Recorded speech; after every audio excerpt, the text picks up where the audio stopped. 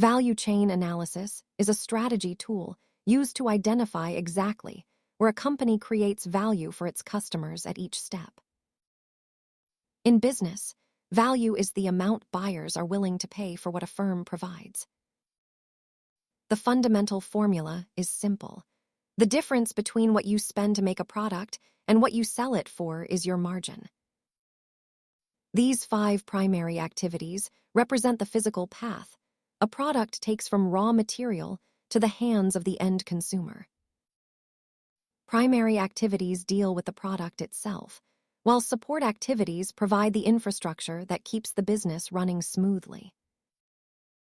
By breaking down costs this way, companies can see which parts of their business are efficient and which might be dragging down profits.